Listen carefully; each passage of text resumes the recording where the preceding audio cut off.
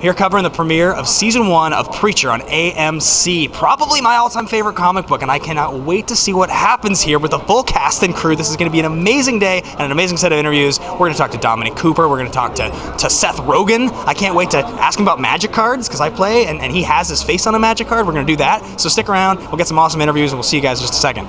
Ben Bateman here at AfterBuzz TV, talking to Sam Catlin. How are you, sir? I'm very good. Very good. It's a gigantic mic. It's I'm talking to a box of popcorn. This is the first. So, Preacher, it's probably my favorite comic book of all time. I read it a good 3-4 times back in the 2000s. Were you aware of this comic book before the show? I was not aware of it at all. I'd never heard of it. Seth and Evan brought it to me, and they were just like, dude, you've never heard of Preacher? It's the most amazing comic book of all time. I was like, I haven't heard of it.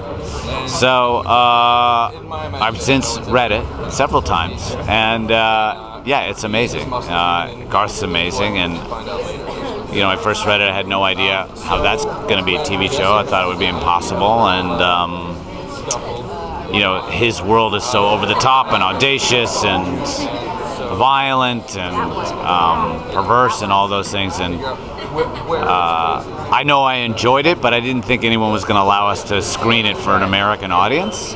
And somehow Sony and AMC said yes, and they have said yes pretty much every step along the way. So now, looking at the trailer, it looks like you guys focus a lot on a Texas town. I've looked at a little bit of like the cast list, and I'm trying to figure out where does this take place in the sort of the whole lineage of the story.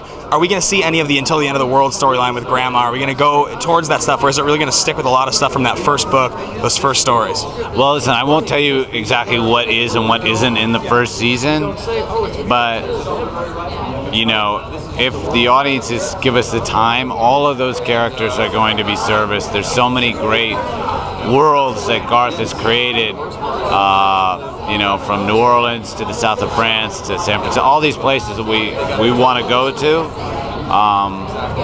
So it's just there's just too much for us to play with to start with, but if the audiences indulge us and they're patient, then everything will be revealed in the end. Now, a lot of the story in the comic is narrated through flashbacks. You get a lot of great backstory from going to these places and going back in time. Are we going to see any of that employed in the show? Flashbacks? Yeah. Oh yeah, there's lots of that. We tell a lot of stories out of time.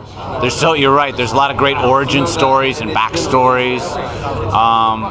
It's one of the things we all love about Preacher is that it's told in kind of chapters, episodic, and jumps forward in time, jumps backward in time, jumps into other sort of universes, and so yeah, there's a great freedom in terms of how we tell stories that we inherit by doing Preacher. Yeah. Do you feel any amount of pressure, obviously coming from one of the most heralded television shows of all time on the same network, going into the show that has so much backstory and so much expectation? Yeah. I don't feel pressure in terms of being compared to Breaking Bad, because Vince is a genius. That's one of the greatest shows of all time. So I don't actually go around saying like, well, this is going to be better than Breaking Bad, because Breaking Bad is Breaking Bad. It was its own thing.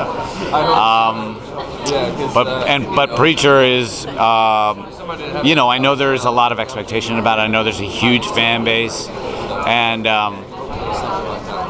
I first started working on it with Seth and Evan, he's like, you don't understand, the fans are crazy for Preacher, and I was like, how crazy could they be? Now I realize like the Preacher fans are crazy. But we've actually, a lot of fun is trying to make the show accessible, obviously to a wider audience, because that's how the show will be a success. But it's been a great fun challenge to us in trying to put in Easter eggs and let the hardcore Preacher fans know that there's all sorts of hints and stuff in there that are just for them. So. Last question for you. When I talked to Vince and Peter actually just a couple weeks ago about, I was talking about Better Call Saul. I discovered that they collectively had written Hancock and Double Dragon, and I had them do a little cage match of which script would win. I thought it was funny. They had a good laugh about it. Is there any piece of writing or production in your past that pops into your mind, like the Double Dragon movie? Makes you laugh a little bit?